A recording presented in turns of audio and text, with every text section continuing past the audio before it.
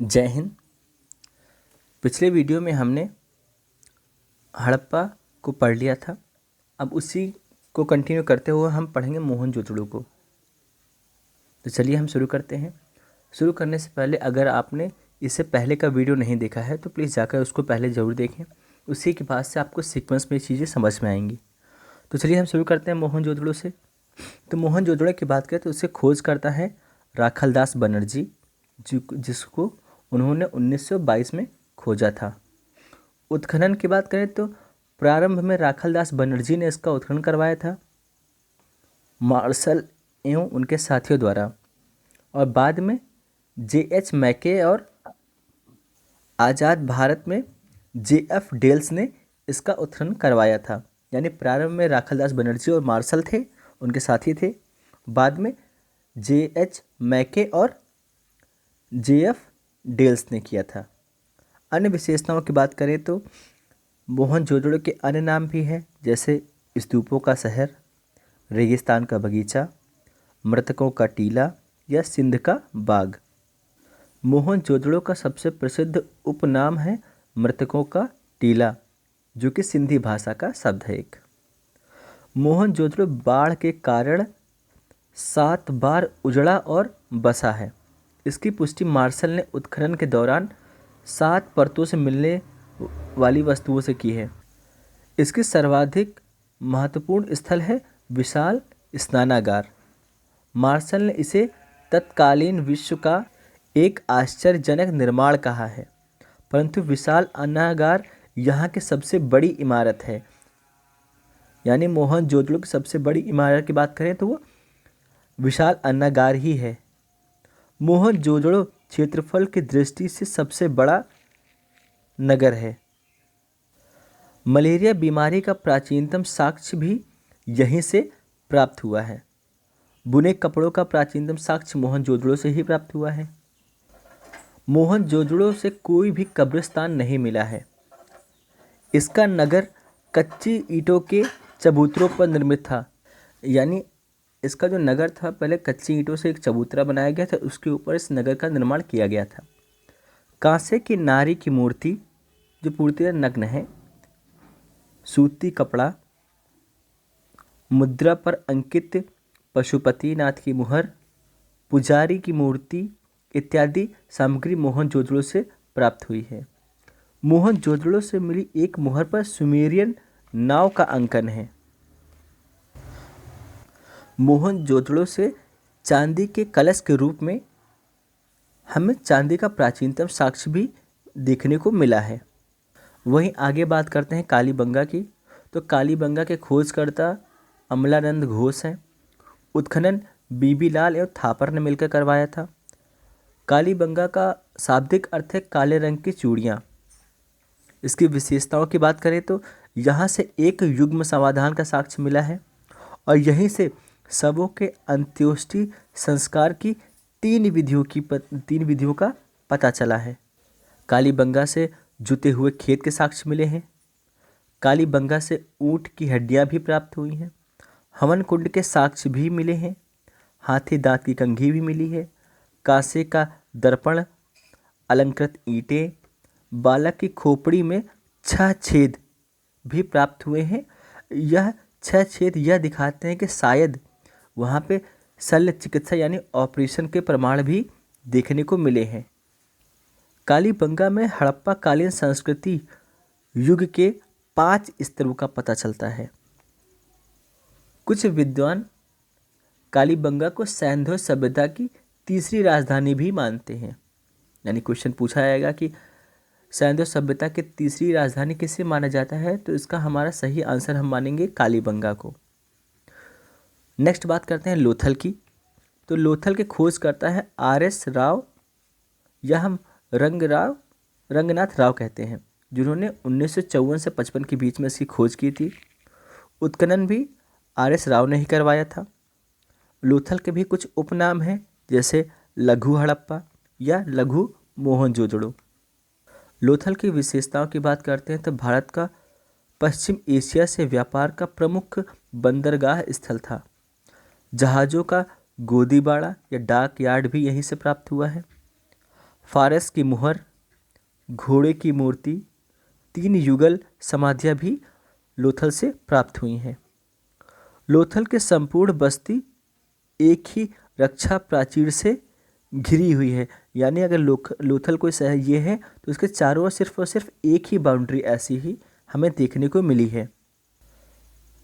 यहाँ पर कालीबंगा की भांति ही एक छिद्रयुक्त बालक की खोपड़ी प्राप्त हुई है, जो कि शल्य चिकित्सा यानी ऑपरेशन का प्रमाण हो सकता है। यहाँ से वृत्ताकार एवं चतुर्भुजाकार अग्नि वेदिकाएँ पाई गई हैं। लोथल से हाथी दांत का बना हुआ एक पैमाना यानी स्केल भी मिला है। अब बात करते हैं चनहुजड़ों की। तो चनहुजड़ों की खोज करता है NG मजूमदार। इसके उत्खनन कराया था मैके ने। इसका भी उपनाम है सैंधव सभ्यता का औद्योगिक नगर। यानी इस चनहुजड़ों को सैंधव सभ्यता का औद्योगिक नगर यानी इंडस्ट्रियल एरिया कहा जाता था। चनहुजड़ों की विशेषताओं की देखें तो इसमें पहली विशेषता ये आती है, यह सैंधव संस्कृति के अतिरिक्त प्राक हड़प्पा संस्कृति, जिसे हम झूकर संस्कृति और झांगर संस्कृति कहते हैं, उसके भी अवशेष देखने को मिले हैं। चनहुजड़ों में किसी भी दुर्ग का प्रमाण नहीं मिला है। यानी चनहुजड़ों से हमें किसी भी प्रकार का दुर्ग नहीं मिला है। चनहुजड़ों से वक्राकार ईंटें मिली हैं। यहाँ मनके व सीप उत्पादन का केंद्र था। यानी यहाँ पर मनके और सीप का उत्पादन भी किया जाता था। यहाँ से महिलाओं के सौंदर्य प्रसाधन जैसे लिपस्टिक, पाउडर इत्यादि भी हमें देखने को मिले हैं। चनहुजड़ो एकमात्र ऐसा स्थल है जहाँ से मिट्टी की पकी हुई पाइप नुमा नालियों का प्रयोग किया गया है। फिर नेक्स्ट बात करते हैं हम धौलावीरा की। तो धौलावीरा की खोजकर्ता JP जोशी ने की थी। इसका उत्खनन RS विस्ट ने 1967 में किया था। धौलावीरा का उपनाम है सफ़ेद कुआं। धौलावीरा की विशेषताओं की बात करें तो यह गुजरात के कच्छ में स्थित है। भारत की खोजे गए 2 विशालतम नगरों में से एक है। पहला आता है धौलावीरा, दूसरा राखीगढ़ी। यानी भारत में खोजे गए 2 सिंधु सभ्यता के विशाल नगर हैं। जो पहला है धौलावीरा, दूसरा है राखीगढ़ी। अन्य हड़प्पा संस्कृति के नगर को मुख्यतः 2 भागों में बांटा गया था। पहला था किला या दुर्ग, दूसरा था निचले नगर। वहीं अगर धौलावीरा की बात करते हो तो यहाँ 3 भागों में इस नगर को विभाजित किया गया था। यहाँ से नेवल की पत्थर की मूर्ति पाई गई है। यानी हमें यहाँ से नेवले की तथा पत्थर की मूर्ति पाई गई है। धौलावीरा की जल संरक्षण तकनीकी बहुत ही उन्नत किस्म की थी। उन्होंने बांध बनाए थे और जलाशयों में पानी को संग्रहण भी किया था। यहाँ से 10 खांचे वाला एक लेख मिला है, यानी साइन बोर्ड मिला है। अब नेक्स्ट बात करते हैं हम बनावली की। तो बनावली का उत्खनन RS विस्ट ने करवाया था। इसकी कुछ विशेषताएं हैं। तो इसमें पहली विशेषता है यहाँ से मिट्टी का हल, रसोई घर, अग्निकुंड के साक्ष्य हमें मिलते हैं। बनावली सैंधव संस्कृति के 3 स्तरों यानी प्राक, विकसित और उत्तर तीनों का प्रतिनिधित्व करता है। यानी कि हम बात करें तो इस जो बनावली है वो प्राक सिंधु सभ्यता, विकसित सिंधु सभ्यता और उत्तर सिंधु सभ्यता तीनों के समय ये पाया गया था। रोपड़ की बात करें तो रोपड़ की खोज करता है BB लाल, जिन्होंने 1950 में इसकी खोज की थी। उत्खनन करता है इसके यज्ञदत्त। रोपड़ की विशेषताओं में देखें तो यहाँ से मालिक के साथ कुत्ते को भी दफनाने के साक्ष्य मिले हैं। आज़ादी के बाद सर्वप्रथम इसी स्थान का उत्खनन प्रारंभ हुआ था। तो इस प्रकार ये सैंधव सभ्यता के कुछ प्रमुख स्थल थे। अब संपूर्ण सैंधव सभ्यता के नगर नियोजन की बात करते हैं। तो हड़प्पा सभ्यता की सबसे प्रभावशाली विशेषता उसकी नगर योजना थी, जो जल निकास प्रणाली है। प्राप्त नगरों के अवशेषों से पूर्व और पश्चिम दिशा में 2 टीले हैं, यानी कि जो हमें नगर अभी तक प्राप्त हो उसमें पूर्व और पश्चिम में 2 टीले मिले हैं। पूर्व दिशा में स्थित टीले पर नगर बना है या फिर आवास क्षेत्र के साक्ष्य मिलते हैं। वहीं पश्चिम के टीले पर गढ़ी अथवा दुर्ग के साक्ष्य मिलते हैं। लोथल एवं सुरकोटदा के दुर्ग और नगर क्षेत्र दोनों एक ही रक्षा प्राचीर से घिरे हुए हैं। हड़प्पा सभ्यता के किसी भी पुरास्थल से किसी भी मंदिर के अवशेष नहीं मिले हैं। केवल मोहनजोदड़ो की एकमात्र ऐसा स्थान है जहां से एक स्तूप का अवशेष मिला है, यद्यपि इसे कुषाणकालीन माना गया है। वहीं सड़कों की बात करें तो यहाँ की सड़कें गलियाँ एक निर्धारित योजना के अनुसार बनाई गई हैं। मुख्य मार्ग उत्तर से दक्षिण की ओर जाते हैं तथा सड़कें एक दूसरे को समकोण पर काटती हैं, यानी एक दूसरे को 90 डिग्री पर काटती हैं और यह जाल सी प्रतीत होती है, यानी इस तरह बनाई गई है कि जैसे हम अगर इसको एरियल व्यू देखते तो हमें जाल जैसा दिखाई देता है। वहीं नालियाँ की बात करते हैं तो यहाँ पर नालियों की व्यवस्था भी बहुत उन्नत किस्म की थी। यहाँ पर जल निकास प्रणाली सिंधु सभ्यता की अद्वितीय विशेषता है, जो हमें अन्य किसी भी समकालीन सभ्यता में देखने को नहीं मिलती है। कालीबंगा के अनेक घरों में अपने अपने कुएं पाए गए हैं। ईंटों में बात करें तो हड़प्पा, मोहनजोदड़ो और अन्य प्रमुख नगर पकाई गई ईंटों से पूर्णतः बने थे, यानी हड़प्पा हो गया, मोहनजोदड़ो हो गया और अन्य कुछ नगर पाए गए जिनका निर्माण पक्की ईंटों से किया गया है। जबकि वहीं कालीबंगा और रंगपुर नगर जो है कच्ची ईंटों से बना हुआ था। सभी प्रकार के ईंटों की एक विशेषता थी कि वे एक निश्चित अनुपात में बने थे और अधिकांश आयताकार ही थे, जिनकी लंबाई और चौड़ाई की दूनी ऊंचाई या मोटाई चौड़ाई की आधी थी। यानी अगर हम उनकी लंबाई, चौड़ाई और ऊंचाई का अनुपात देखें तो 4:2:1 का था, यानी कि लंबाई का अनुपात 4, चौड़ाई का 2 और मोटाई का 1 था। हड़प्पा सभ्यता की सामाजिक व्यवस्था पर नज़र डालें तो समाज की इकाई परंपरागत तौर पर परिवार थी। मातृ देवी की पूजा तथा मोहरों पर अंकित चित्र से यह पता चलता है कि हड़प्पा समाज संभवतः मात्र सत्तात्मक था। नगर नियोजन, दुर्ग, मकानों के आकार व रूपरेखा तथा शवों के दफनाने के ढंग को देखकर ऐसा प्रतीत होता है कि सैंधव समाज अनेक वर्गों जैसे पुरोहित, व्यापारी, अधिकारी, शिल्पी, जुलाहे एवं श्रमिकों के भागों में विभाजित था। सिंधु सभ्यता के निवासी शाकाहारी एवं मांसाहारी दोनों प्रकार के थे। भोज्य पदार्थों में वे गेहूँ, जौ, मटर, तिल, सरसों, खजूर, तरबूजा, गाय, सूअर, बकरी का मांस, मछली, घड़ियाल, कछुआ आदि का मांस प्रमुख रूप से खाए जाते थे। समूह की अंत्योष्टि संस्कार में 3 प्रकार की अंत्योष्टि के प्रमाण मिलते हैं, यानी अंतिम संस्कार के हमें 3 प्रकार देखने को मिलते हैं।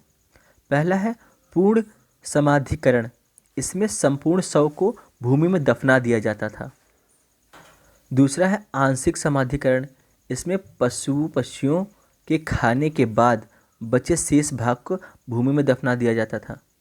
वहीं धार्मिक जीवन की बात करें तो यहाँ पर मुख्यतः प्रकृति की पूजा की जाती थी। पुरा स्थलों से प्राप्त मिट्टी की मूर्तियाँ, पत्थर की छोटी मूर्तियों, मुहरों, पत्थर निर्मित लिंग एवं योनियों, मृद भांडों पर चित्रित चिन्हों से यह पता चलता है कि धार्मिक विचारधारा मातृदेवी, पुरुष देवता, पशुपतिनाथ, लिंग योनि, वृक्ष, प्रकृति, पशु, जल आदि की पूजा की जाती थी। मोहनजोदड़ो से प्राप्त एक सील पर 3 मुख वाला एक पुरुष ध्यान मुद्रा में बैठा हुआ दिखाया गया है। उसके सिर पर 3 सींग हैं। उसके बाईं ओर एक गैंडा और भैंसा है, वहीं दाईं ओर एक हाथी, एक व्याघ्र एवं हिरण है। इसे पशुपति शिव का रूप माना गया है। जॉन मार्शल ने इन्हें आद्य शिव बताया है। हड़प्पा सभ्यता के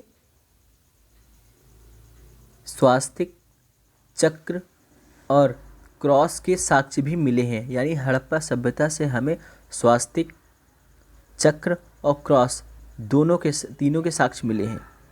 स्वास्तिक और चक्र सूर्य पूजा का प्रतीक माना जाता था। वहीं मूर्ति पूजा का आरंभ संभवतः सैंधव सभ्यता से ही होता है। आगे बात करते हैं आर्थिक जीवन की। सैंधव सभ्यता में कोई फावड़ा या फाल नहीं मिला है, परंतु कालीबंगा में हड़प्पा पूर्व अवस्था में कूड़ो यानी हल रेखा से ज्ञात होता है कि हड़प्पा काल में राजस्थान के खेतों में हल जोते जाते थे। 9 प्रकार के फसलों की पहचान की गई है यहाँ से। चावल, जो कि गुजरात और राजस्थान से मिला है।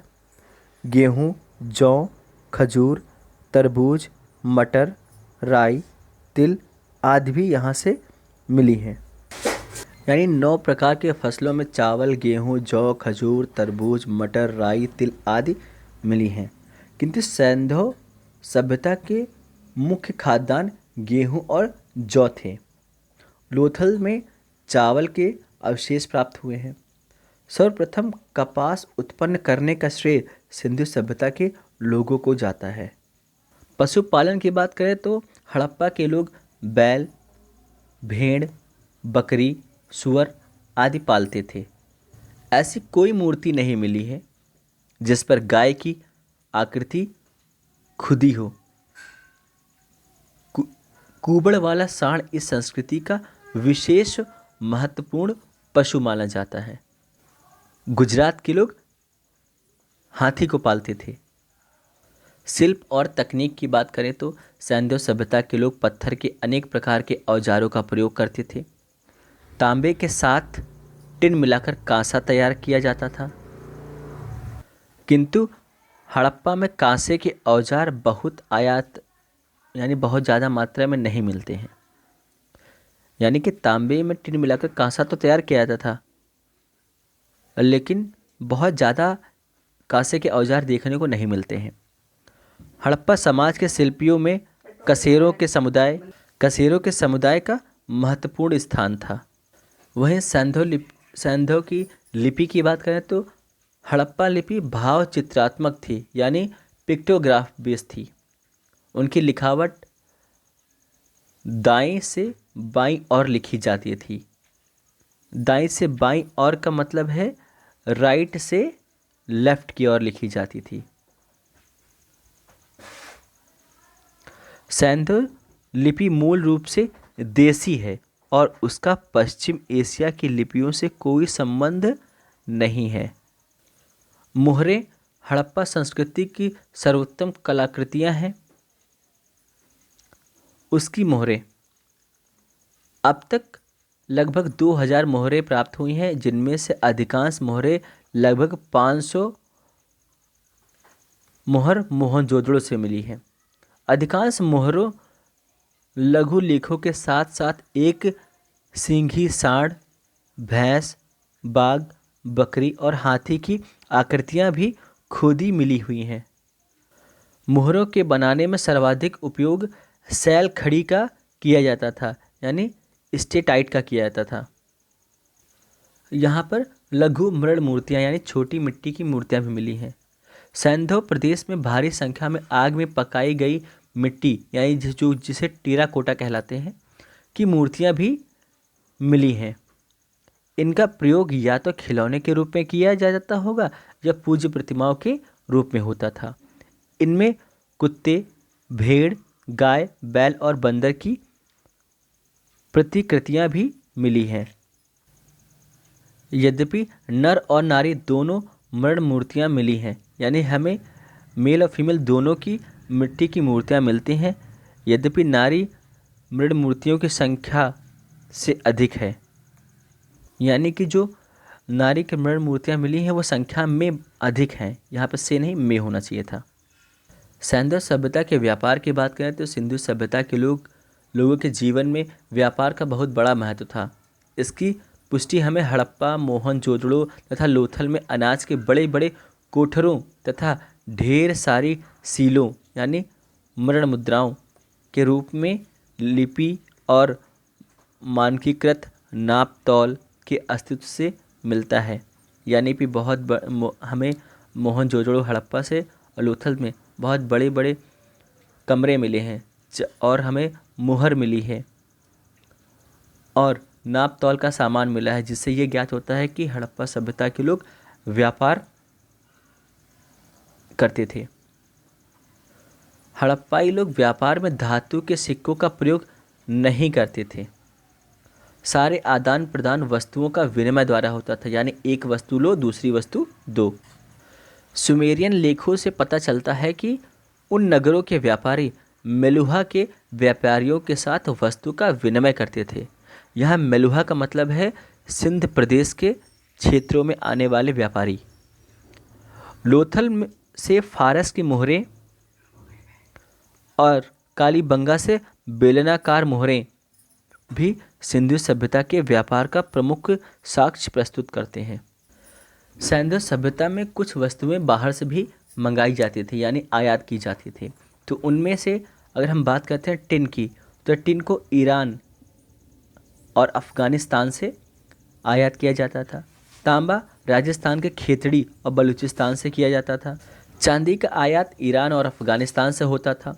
सोना अफ़गानिस्तान, फारस, दक्षिण भारत यानी कर्नाटक से आयात किया जाता था। लाजवर्ड बदख्शान यानी अफ़गानिस्तान से और मेसोपोटामिया से लैपिस लाजुली या फिर लाजवर्ड का आयात किया जाता था। सीसा की बात करें तो सीसा का आयात ईरान से, राजस्थान से, अफ़गानिस्तान से, दक्षिण भारत हिमालयी क्षेत्र से सीसा का आयात किया जाता था। वहीं सैल खड़ी की बात करें तो सैल खड़ी का आयात बलूचिस्तान से, राजस्थान से और गुजरात से आयात किया जाता था। अब हम देख लेते हैं कि सिंधु सभ्यता का पतन का कारण क्या था, क्यों पतन हुआ है। इसके परवर्ती चरण में 2000 से 1700 ईस्वी पूर्व के बीच किसी समय हड़प्पा कालीन सभ्यता का स्वतंत्र अस्तित्व धीरे धीरे विलुप्त हो गया। इस सभ्यता के पतन उन्मुख और अंततः विलुप्त हो जाने के अनेक कारण हैं, जो कि निम्नलिखित हैं। इस सभ्यता के प्रमुख कारणों में पहला है बाह्य आर्यों के आक्रमण, यानी कि हो सकता है बाहर से या फिर किसी आर्यों ने आक्रमण किया था, ऐसा गॉर्डन चाइल्ड और व्हीलर का मानना है। वहीं इस सभ्यता का कारण बाढ़ भी है। बाढ़ को कारण मानने वाले जॉन मार्शल हैं, मैके हैं और आर.एस. राव हैं। वहीं आर.एल. स्टाइन और ए.एन. घोष के हिसाब से देखें तो इस सभ्यता का पतन का कारण था जलवायु में परिवर्तन। वहीं एम.आर. साहनी की बात करें तो उनके हिसाब से भूतात्विक परिवर्तन सभ्यता का पतन का कारण था। जॉन मार्शल बताते हैं कि प्रशासनिक शिथिलता भी सिंधु सभ्यता का कारण थी। वहीं यूके.आर. कैनेडी की बात करें तो वो प्राकृतिक आपदा मानते हैं। रूस के इतिहासकार एम. दिमित्रियेव मानते हैं भौतिक रासायनिक विस्फोट हुआ है, यह अदृश्य गाज गिरी थी, इसलिए यहाँ पर इसका पतन हो गया। वहीं W.F. अल्ब्राइट के हिसाब से विदेशी व्यापार में कमी के कारण पतन था इसका। इस प्रकार यहाँ कुछ विद्वानों ने अपने अपने अलग अलग मत दिए हैं इस सिंधु सभ्यता के पतन का कारण, लेकिन अभी सटीक जानकारी नहीं है कि किस लिए इस चीज़ का पतन हुआ।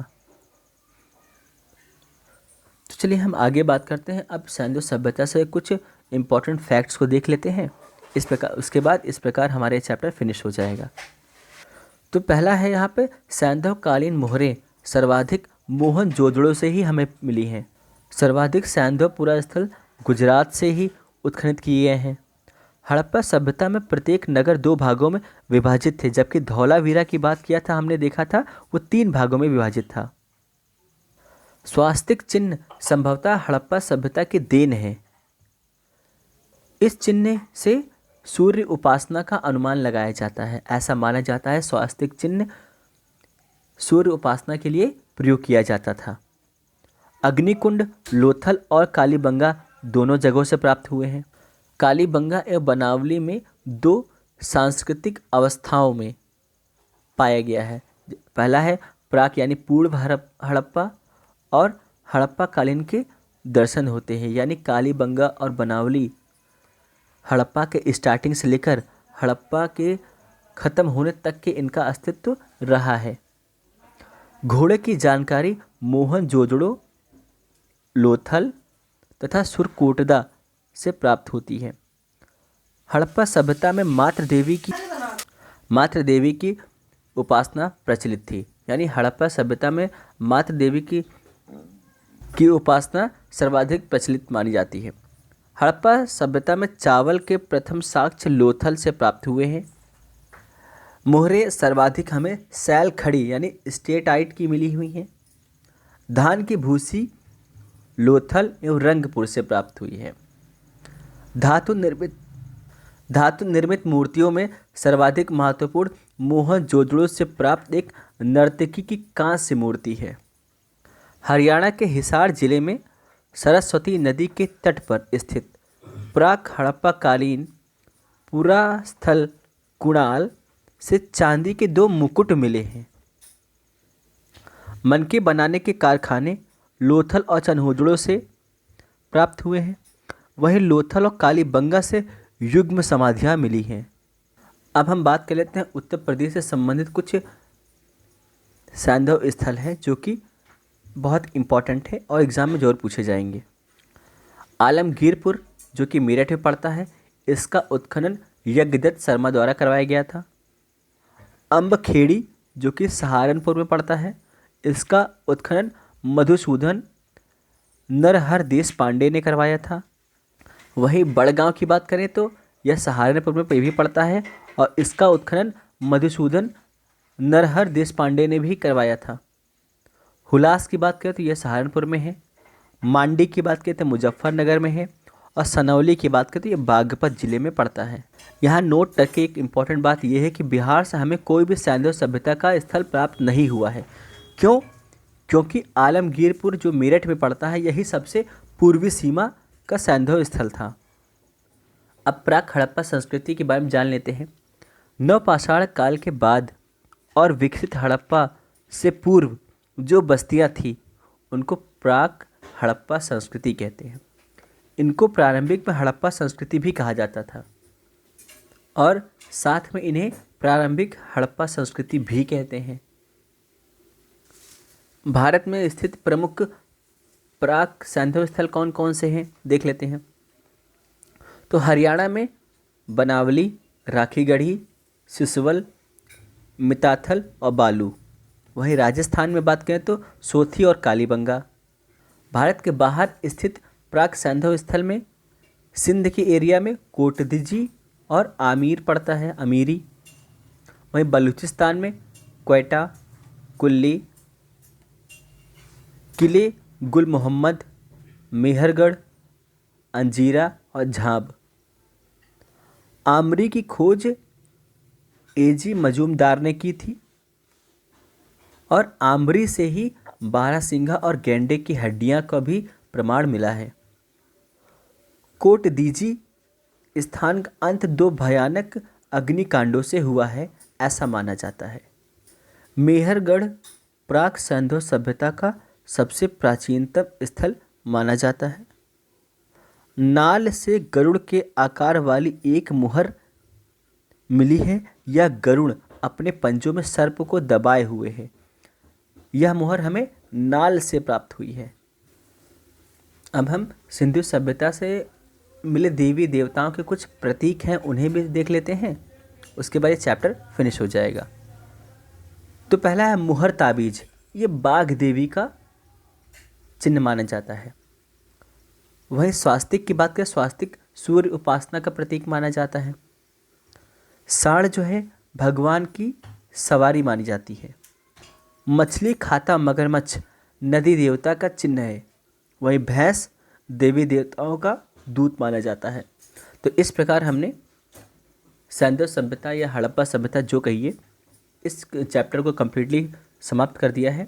अब आगे वाले वीडियो में हम वैदिक सभ्यता की देखने वाले हैं, और अगर इससे पहले आपने वीडियो नहीं देखे तो उनको ज़रूर देखिएगा, और हो सके तो चैनल को सब्सक्राइब कर लीजिएगा और अपने दोस्तों को शेयर करिए। सब्सक्राइब करने के बाद बेल आइकन को भी दबा लीजिए, जिससे कि आने वाली वीडियोस आपको आसानी से मिल सके। तो चलिए मिलते हैं नेक्स्ट वीडियो में नेक्स्ट टॉपिक के साथ। तब तक के लिए गुड बाय।